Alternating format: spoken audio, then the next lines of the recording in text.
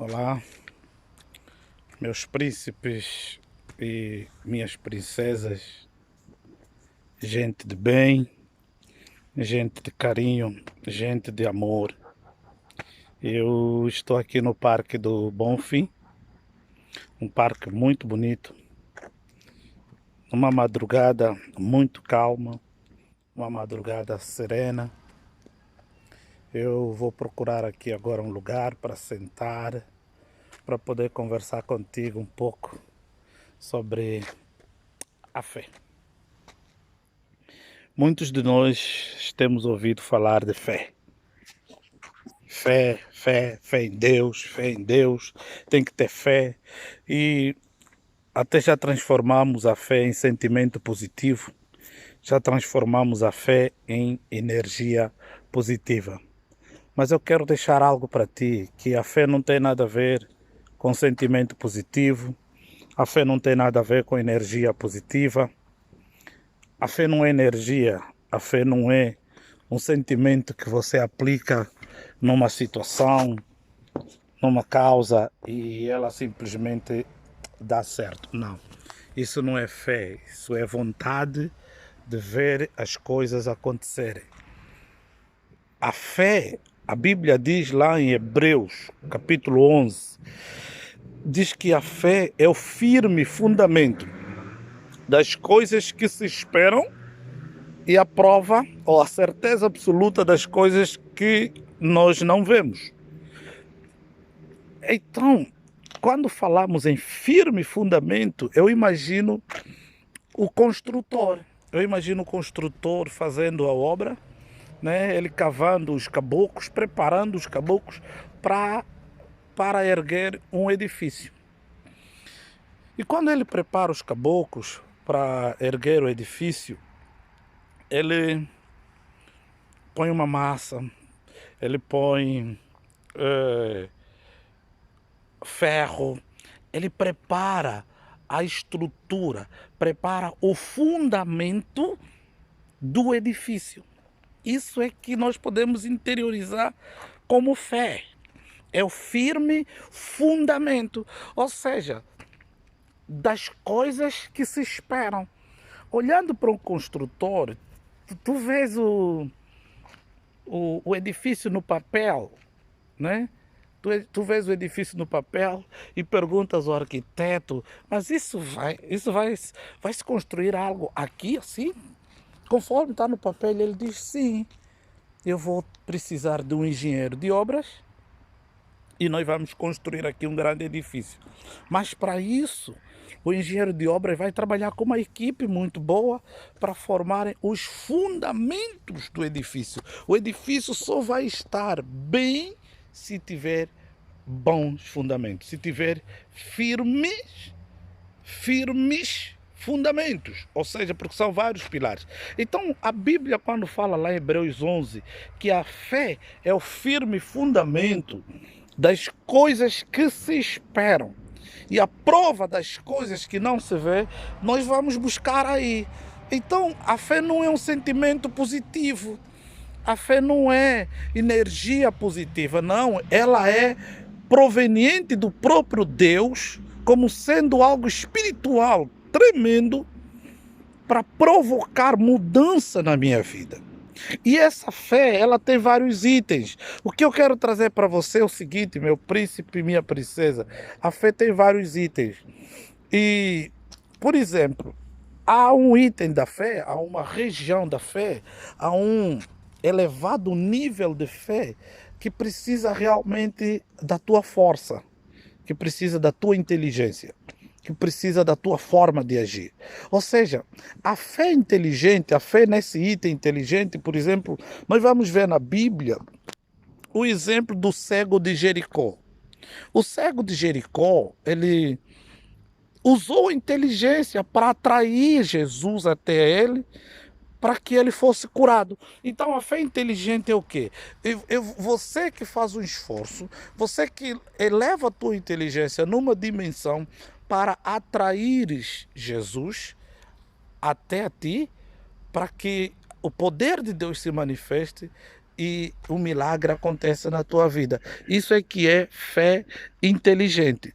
O cego de Jericó, quando percebeu, quando ouviu, lá em Marcos capítulo 5, quando ele ouviu que Jesus estava a passar, ele começou a gritar, ele disse, agora é minha vez, é minha oportunidade. Se eu quiser ser curado, se eu quiser ver esse problema resolvido, eu tenho que gritar. Aqui é hora de eu gritar. Nós às vezes gritamos quando não é hora de gritar. Choramos quando não é hora de chorar. Então por isso é que eu trouxe esse item da fé inteligente. Ele gritou. Tem compaixão de mim, filho de Davi. Tem compaixão de mim, filho de Davi. Ele começa a gritar. E a Bíblia diz, olha lá, interessante que a Bíblia diz, que tinha muitas pessoas que estavam a atormentá-lo praticamente, a impedi-lo de gritar, dizer que estás a fazer muito barulho. Tu estás a fazer barulho. Não faz... Mas a fé inteligente dele, ele usa a inteligência, ele dá um grito e aquele grito também se transforma na região espiritual. Aí está o cerne da questão. Aquele grito se transforma, ele vai até a região espiritual e atrai os ouvidos de Jesus. Porque no meio daquela multidão era impossível Jesus ter escutado o homem. Mas nós podemos usar a lógica. Qual é a lógica? Espera aí. Então devia haver gente a gritar. Epa, aí tem um cego a gritar, mas aí tem um cego a fazer confusão, a gritar. Tem compaixão de mim, Jesus, filho de Davi. Mas Jesus é Jesus Cristo de Nazaré. Mas ele chamou Jesus pela genealogia. Ele gritou Jesus pela genealogia. A fé não é uma questão de sorte. A fé é você perceber em que circunstância da vida estás a passar. O que estás a atravessar na tua vida. O que eu posso fazer para atrair Jesus? Aqui eu grito, aqui eu choro. Mas esse homem, o cego, ele gritou. E atraiu Jesus com o grito. E Jesus parou. Jesus disse, olha, trago esse homem. Os mesmos que atormentaram ele, dizendo, não grita, foram os mesmos que chegaram para ele e disseram, olha, tenha bom ânimo, o mestre te chama. E quando ele chegou até o pé de Jesus, levaram ele até o pé de Jesus, Jesus lhe pergunta, o que queres que eu te faça? Parece uma pergunta irônica. Jesus lhe perguntou, o que queres que eu te faça? E ele disse, mestre, eu quero ver. E Jesus disse, então vê. Por causa de quê? Por causa da fé inteligente. Ele atraiu Jesus. Olha, um outro caso de fé inteligente que não houve grito, mas houve uma inteligência tão grande. No mesmo texto, em Marcos 5, encontra-se a mulher do fluxo de sangue. Havia 12 anos, sofria do fluxo de sangue. Mas Jesus não estava a passar por causa dela. Havia uma situação em que Jesus foi atraído por um líder da sinagoga, chamado Jairo, e ele ia para a casa de Jairo para salvar a filha de Jairo. Mas na caminhada dele, a Bíblia narra de uma situação de uma mulher que havia 12 anos estava sofrendo um fluxo de sangue. Olha a inteligência dessa mulher. Olha como ela usa a fé inteligente. Ela diz o seguinte. Ela viu Jesus a passar com aquela grande multidão e ela diz o seguinte. Eu não vou gritar. Eu não vou chamar a atenção dele. Mas se eu entrar no meio dessa multidão, empurra daqui, empurra daí. Se eu somente tocar nas vestes dele, eu vou ser curada. Por quê? Porque Jesus tem poder. Por quê? Porque ele é o Filho de Deus. O que eu estou a chamar a atenção para ti, meu príncipe e minha princesa? A fé inteligente, ela requer que eu creia que Deus é Deus, que Deus vai fazer, que Deus tem poder e que as coisas vão acontecer em minha vida. Duas situações de fé inteligente. Duas situações. Uma do cego de Jericó e outra da mulher do fluxo de sangue. Esse tipo de fé, esse item de fé não necessita Não necessita do esforço de Deus, não necessita de obedecer palavra alguma. Você lê a Bíblia, você medita e você crê que naquele momento Deus pode resolver aquela situação na tua vida, então você opera, aplica a fé inteligente. Mas agora tem outro item de fé. Tem outro item de fé, que é a fé obediente. A fé inteligente requer o teu esforço, requer tua energia, requer a tua inteligência. Você tem que pensar, você tem que buscar, você tem que fazer para atrair o poder de Deus na tua vida. Pode ser em casa, mas dependendo da situação. Agora tem outro item da fé, que é a fé obediente. Essa fé, esse item da fé, ou essa dimensão de fé obediente, é que tem trazido muitos problemas. É que tem provocado imensos problemas na vida de igrejas, de pessoas, de famílias, porque aquela fé que diz, Deus me disse. Ah, Deus falou comigo o seguinte. Espera aí, deixa eu te explicar sobre a fé obediente. A fé obediente, ela é interessante. Ela não precisa da tua inteligência. A fé obediente não precisa do teu raciocínio. A fé obediente não precisa do quanto vais pensar. Não, não, não. A fé obediente, ela precisa da tua obediência incondicional. Gênesis 3:12, ou Gênesis 12:3, entre aspas, aliás, Gênesis 12:3. Quando Abraão foi chamado por Deus, Deus falou: Abraão, sai da tua terra, da tua parentela e vai para uma terra que eu te mostrarei, e de ti farei uma grande nação, e abençoarei os que te abençoarem, e amaldiçoarei os que te amaldiçoarem. Abraão pegou nas coisas e foi. Não precisou da inteligência dele. Quando Abraão tentou usar da sua inteligência com esse item da fé obediente, Abraão se frustrou. A Bíblia diz que quando Abraão chegou, ficou em Canaã e havia fome em Canaã. Havia muita fome em Canaã. Abraão pega em si e na sua esposa e vão para a terra do Egito. Foram lá procurar melhores condições de vida. Quando Abraão chega no Egito, o que Abraão diz para Sara, sua mulher? Olha, para não me matarem, tu dizes que és minha irmã. Realmente ela tinha parte de irmã de Abraão. Tu dizes que és minha irmã, não dizes que és minha mulher. Porque se tu disseres que és minha mulher, eles vão me matar e vão te receber e vai ser esposa do rei. Era uma situação que ele pensou assim. Mas os egípcios pegaram na Sara e levaram a Sara, já que a irmã dele levaram para o rei, era muito bonita, e a Sara se torna então mulher do rei, vai para o harém e começa a ser preparada para ser esposa do rei. Já era esposa do rei no sentido de que ela já tinha sido levada para o harém. Quando a mulher é levada para o harém, é dada a escravas, gente que vão lhe preparar para quando o rei precisar dela, ela estar preparada para o rei. Então a Sara já estava nessa dimensão. Abraão chorava, Abraão clamava. O que aconteceu? Deus é quem interviu, porque Abraão não desobedeceu a ordem de Deus. Abraão simplesmente, ele só fala para Sara, ele vê as circunstâncias que estava a passar, então ele vai e tenta ajuda, né, no Egito para não morrer de fome. Mas ele não ouviu Deus falar. Deus não disse: Abraão, vai para o Egito porque aqui estás com fome. A Bíblia não narra que Abraão orou perguntando a Deus: agora eu estou com fome, o que eu faço?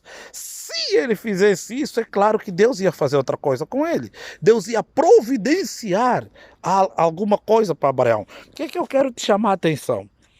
Que a fé obediente, ela não precisa da tua mente, do teu raciocínio. Olha que por causa disso que Abraão fez, por ele ter pensado do jeito dele para se livrar da fome, tomaram a esposa dele, a Sara.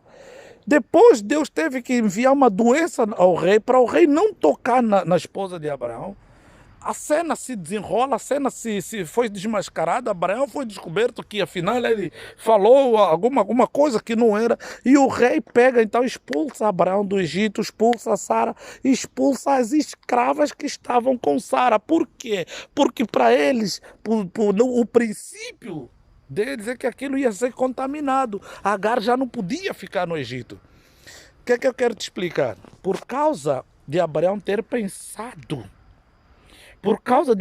pensado, numa dimensão que não era para ele pensar, presta atenção, Agar vai com eles e Sara, mais uma vez, Abraão pensou à toa e Sara agora era a vez dela de pensar à toa. O que é que Sara faz?